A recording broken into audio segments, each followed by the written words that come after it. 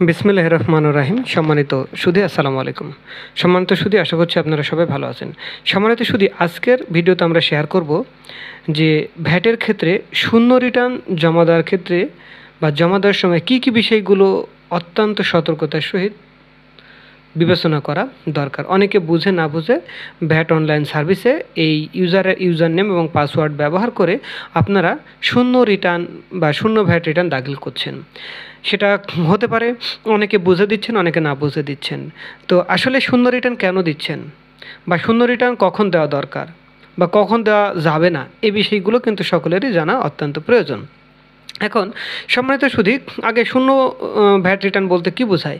অর্থাৎ আপনার ভ্যাটের পরিমাণ যদি শূন্য হয়। নর্মালি ভ্যাট রিটার্নে আপনার একটা মাসের শুরু থেকে শেষ পর্যন্ত সময়ের সকল ক্রয় এবং বিক্রয়, অর্থাৎ সকল প্রকার ইনপুট এবং আউটপুট, ইনপুট ভ্যাট এবং আউটপুট ভ্যাটের হিসাবগুলো দেওয়া হয়। তাহলে কি দাঁড়ালো?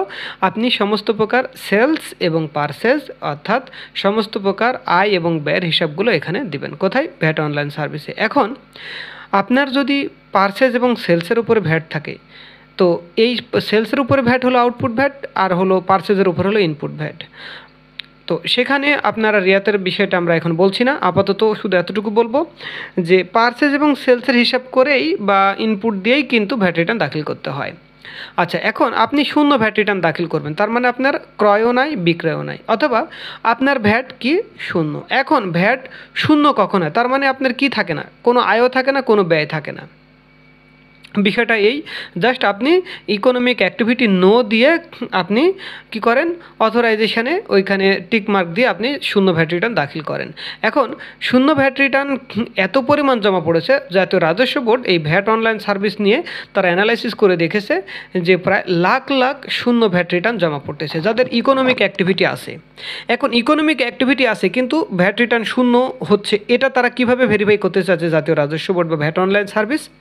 তো ভ্যাট অফিস তারা যাচাই করতে চাচ্ছে। ইতোমধ্যেই কয়েকটি সার্কেল থেকে চিঠি ইস্যু করা হয়েছে যে আপনারা শূন্য ভ্যাট রিটার্ন কেন জমা দিচ্ছেন তার কারণ দর্শানো নোটিশ দেওয়া হয়েছে, এবং সেই কারণ দর্শানো নোটিশ হিসেবে তার প্রমাণক হিসেবে আপনার বিদ্যুৎ বিল, গ্যাস বিল, পানি বিল এবং আপডেটেড অফিস রেন্ট অ্যাগ্রিমেন্টও চাওয়া হয়েছে।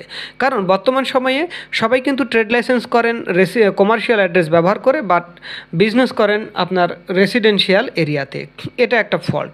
দ্বিতীয় কথা হলো শূন্য ভ্যাট রিটার্ন যে আপনি জমা দিবেন, তার মানে আপনার পার্সেল সেল থাকবে না। কিন্তু এখন কথা হলো আপনি তো একটা অফিস নিয়েছেন, তো অফিসের উপর কি অফিস ভাড়া নেই?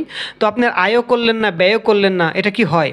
হ্যাঁ, এমন হতে পারে যে আপনার বিজনেসটা ক্লোজ করে দিবেন, হয়তো একটা অ্যাড্রেস ব্যবহার করে আপনি বিন করেছিলেন, বাট ব্যবসাটা কন্টিনিউ হচ্ছে না, আগামী 3 মাস অপেক্ষা করে আপনি বিজনেসটা বন্ধ করে দেবেন, সেটা হতে পারে। এখন কথা হলো যে আপনার যদি বিদ্যুৎ বিল থাকে, ধরেন আপনি এক সময় আপনার ইকোনমিক অ্যাক্টিভিটি ছিল, তখন যে বিদ্যুৎ বিল ছিল এখন বন্ধ বা আপনি যে শূন্য রিটার্ন দাখিল করছেন, তখনকার বিদ্যুৎ বিল কি কম না বেশি? পানি বিল কম না বেশি? গ্যাস বিল কম না বেশি? এটাও কিন্তু বিবেচনার বিষয়। এখন তাহলে এই যে আপনার বিজনেস না হওয়া সত্ত্বেও আপনি অফিস রেন্ট দিচ্ছেন, অফিস রেন্টের উপরে 15% ভ্যাট প্রযোজ্য, তো আপনার কি এটা কি ইকোনমিক অ্যাক্টিভিটি নয়? আপনি কি শূন্য ভ্যাট রিটার্ন মানে কোনো রকম ভ্যাট দিচ্ছেন না? অফিস ভাড়ার উপর ভ্যাট কে দেবে? এবং তারা ট্র্যাক করতে চাচ্ছে আপনি অফিস অ্যাড্রেসটা চেঞ্জ করেছেন, হয়তো সেটা আপনি অবগত করেন নাই। বিদ্যুৎ বিল, গ্যাস বিল, রেসিডেন্সিয়াল পারপাসে আপনি রেসিডেন্সিয়াল এরিয়া বিজনেস করতেছেন, সেখানে বিদ্যুৎ বিল, গ্যাস বিল আছে, ইকোনমিক অ্যাক্টিভিটিও আছে, সেটা আপনি হাইড করতে চাচ্ছেন। এই জন্য যাদের সত্যি রিয়েলি ইকোনমিক অ্যাক্টিভিটি নাই, যারা বিজনেসটা চালাইতে পারতেছেন না, আসলে আপনার অফিস নাই, সেটার ক্ষেত্রে আপনি দেন, সেটা আপনি ব্যাখ্যা দিবেন। বাট আপনার প্রতিষ্ঠানের নামে বা আপনার প্রতিষ্ঠান যেখানে ভাড়া মানে যেখানে প্রতিষ্ঠানটা চালাচ্ছেন বা ফ্যাক্টরিটা চালাচ্ছেন বা অফিসটা চালাচ্ছেন, সেখানে কিন্তু আপনার অফিস রেন্ট থাকে, গ্যাস বিল থাকে, বিদ্যুৎ বিল থাকে, পানি বিল থাকে, এই জিনিসগুলো কিন্তু থাকে না? এখন কথা হলো যে যদি আপনার অফিস ভাড়া না থাকে, অফিস না থাকে, তাহলে অফিস ভাড়া প্রযোজ্য হবে না। বাট অফিস আছে, তাহলে অফিসের উপর কেন ভ্যাট দিচ্ছেন না? ইকোনমিক অ্যাক্টিভিটিতে এটা একটা অ্যাক্টিভিটির মধ্যে পড়ে, কারণ আপনি প্রতি মাসে কী দিচ্ছেন? বিদ্যুৎ বিল দিচ্ছেন বা গ্যাস বিল দিচ্ছেন, অথবা পানি বিল দিচ্ছেন, অথবা অফিস রেন্ট দিচ্ছেন। তো অফিস রেন্টের উপরে তো ভ্যাট প্রযোজ্য, তবে কয়েকটা ক্ষেত্র রয়েছে, যেমন ফ্যাক্টরি রেন্টের উপরে ভ্যাট প্রযোজ্য নয়, ভ্যাট অব্যাহতি আছে। এবং 150 বর্গফুটের কম যদি হয়ে থাকে, বর্গমিটার যদি কম যদি হয়ে থাকে, সেক্ষেত্রে হবে যে আপনার ভ্যাট প্রযোজ্য না। কিন্তু 150 বর্গফুটের যদি বেশি হয়ে থাকে তাহলে কি হবে? তাহলে তো অবশ্যই আপনাকে ভ্যাট দিতে হবে। আচ্ছা, তাহলে যেহেতু আপনাকে ভ্যাট দিতে হবে, এখানে একটা বিষয়, যেমন 150 বর্গফুটের অধিক স্থাপনা যদি হয়ে থাকে বা দোকান বা অফিস যেটাই হোক না কেন, সেটার উপর আপনাকে কী করতে হবে? ভ্যাট দিতে হবে। কিন্তু যদি 150 বর্গফুটের কম হয়ে থাকে তাহলে আপনাকে ভ্যাট দিতে হবে না। এবং কোনো প্রতিষ্ঠান যদি ইনফরমেশন টেকনোলজি ইনেবল সার্ভিসের আওতায় থাকে, সেক্ষেত্রেও আপনাকে ভ্যাটের অব্যাহতি আছে, অফিস রেন্টের উপরে ভ্যাট দিতে হবে না। এবং কোনো প্রতিষ্ঠানের মালিক যদি শতভাগ মালিক যদি মানে নারী উদ্যোক্তা হয়ে থাকে, সেক্ষেত্রেও আপনাকে ভ্যাট দিতে হচ্ছে না। তো এখন এই ক্রাইটেরিয়ার মধ্যে কি আপনার প্রতিষ্ঠান কি পড়ে? যে আপনার কি আইটি বিজনেস, আপনি কি শুধুমাত্র ফ্যাক্টরি, মানে শুধু ফ্যাক্টরি চালাচ্ছেন, আলাদা কোনো অফিস নাই, অথবা আপনার প্রতিষ্ঠান কি ওই নারী উদ্যোক্তা কর্তৃক পরিচালিত, আপনার অফিসটা কি 150 বর্গফুটের কম, এরকম ক্রাইটেরিয়ার মধ্যে পড়লে অফিস ভাড়ার উপর কোনো ভ্যাট নেই। বাট এই ক্রাইটেরিয়া বাদে অন্যান্য সকল ক্ষেত্রে অফিস ভাড়ার উপর আপনাকে ভ্যাট পরিশোধ করতে হবে। তার মানে ইকোনমিক অ্যাক্টিভিটি আছে, না বুঝে আপনি ভ্যাট রিটার্ন শূন্য দিচ্ছেন। অথবা সারা মাসে আপনি কিছু না কিছু ক্রয় অথবা বিক্রয় করতেছেন, আপনি ক্রয় বিক্রয় হিসাব না দিয়ে আপনি ভ্যাট রিটার্ন জমা দিচ্ছেন। অথবা এমন হতে পারে আপনি ভ্যাটের বিষয়টা বুঝেন না, আপনি কোনো ব্যক্তি বা প্রতিষ্ঠানকে সেবা দিচ্ছেন, তারা উৎসে ভ্যাট কর্তন করতেছে, কর্তন করার পরে আপনাকে উৎসে ভ্যাট কর্তনের 6.6 দিচ্ছে, বাট আপনি এটা বুঝতেছেন না যে এটা আপনি সমন্বয় করতে পারবেন, সেল দেখিয়ে সমন্বয় করতে পারবেন, এটা আপনি বুঝতেছেন না। অথবা তারা ভ্যাট জমা দিয়ে ট্রেজারি চালান দিচ্ছে, ট্রেজারি চালানে যে ভ্যাটটা জমা হয় সেটাও হয়তো আপনাকে প্রমাণক হিসেবে দিচ্ছে, আপনি কিছুই কী করছেন? কিছুই আপডেট করছেন না ভ্যাট অনলাইন সার্ভিসে। তাহলে কি হলো? আপনাকে বিন নিয়েই আপনাকে এই জিনিসগুলো সিদ্ধান্ত নিতে হবে, আপনি শূন্য ভ্যাট রিটার্ন জমা দেওয়া আপনার কি বুদ্ধিমানের কাজ কিনা, বা আপনি ভুল করতেছেন কিনা।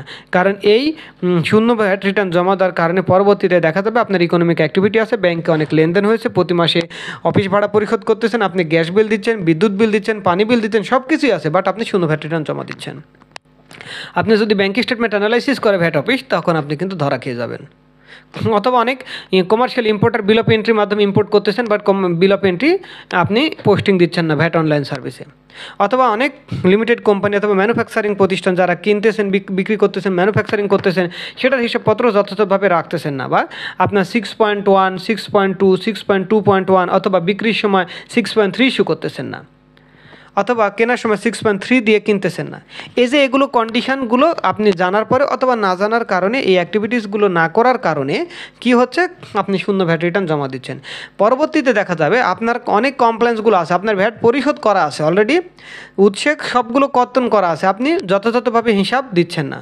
যেমন অনেকে একটা প্রতিষ্ঠান ছিল, যেমন কন্ট্রাক্টরি বিজনেস করে, কনস্ট্রাকশন কন্ট্রাক্টের সরকারি প্রজেক্টে ওনার উৎসে ভ্যাট এবং ট্যাক্স কর্তন করে রাখা, বাট উনি প্রতি মাসে শূন্য ভ্যাট রিটার্ন জমা দেয়।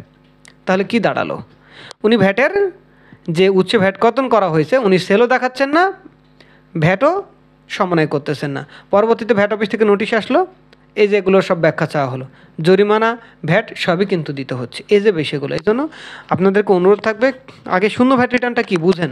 শূন্য ভ্যাট রিটার্ন জমা দেওয়ার আগেই আপনাকে চিন্তা করতে হবে আমার শূন্য ভ্যাট রিটার্ন হবে কিনা, বা আমার ভ্যাটের হার কত, বা আমার ওই সংশ্লিষ্ট মাসে ক্রয় অথবা বিক্রয় আছে কিনা, বা সংশ্লিষ্ট মাসে আমার অফিস রেন্ট যেটা আছে সেটার উপর ভ্যাট পরিশোধ করছি কিনা ট্রেজারি চালানের মাধ্যমে।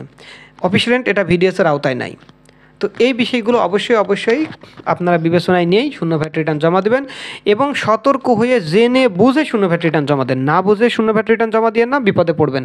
কারণ ইতোমধ্যে ভ্যাট অনলাইন সার্ভিস থেকে বা ভ্যাট অফিস থেকে সিদ্ধান্ত নেওয়া হয়েছে সকল প্রতিষ্ঠানকে, যে সকল ব্যক্তি বা প্রতিষ্ঠান শূন্য ভ্যাট রিটার্ন জমা দিচ্ছেন সকলকেই নোটিশ করা হবে। পাশাপাশি ইমেল পাঠানো হবে, SMS পাঠানো হবে কেন জমা দিচ্ছেন এবং কারণ দর্শানো হবে। এবং ইতোমধ্যে কিছু চিঠি, মানে কিছু মেইল, কিছু চিঠি, পাশাপাশি কিছু SMS আমাদের হাতে এসে পৌঁছাইছে।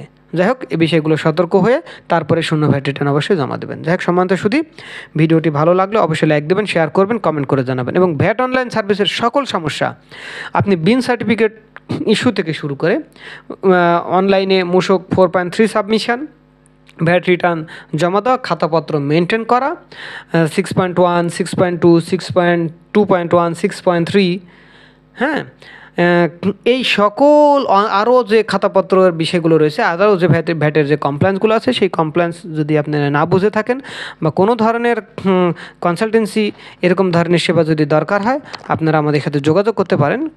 আমরা আপনাদেরকে সহায়তা করতে পারবো। আমাদের একটা হোয়াটসঅ্যাপ নাম্বার থাকে, হোয়াটসঅ্যাপ নাম্বারে আপনারা যোগাযোগ করবেন। যাই হোক, সম্বন্ধে শুধু ভিডিওটি ভালো লাগলে অবশ্যই লাইক দেবেন, শেয়ার করবেন, কমেন্ট করে জানাবেন ভিডিওটি কেমন হয়েছে। এবং যারা এখন আমার চ্যানেলটিকে সাবস্ক্রাইব করেন না, তারা অবশ্যই চ্যানেলটিকে সাবস্ক্রাইব করে বেল আইকনটা অন করে নেবেন, যাতে নতুন নতুন ভিডিও নোটিফিকেশান আপনার চ্যানেলের মাধ্যমে সর্বপ্রথমেই আপনি পেতে পারেন। যাই হোক, সম্বন্ধে শুধু আজকে পর্যন্তই। সবাই ভালো থাকবেন, সুস্থ থাকবেন। দেখা হবে পরের ভিডিওতে। আসসালামু আলাইকুম।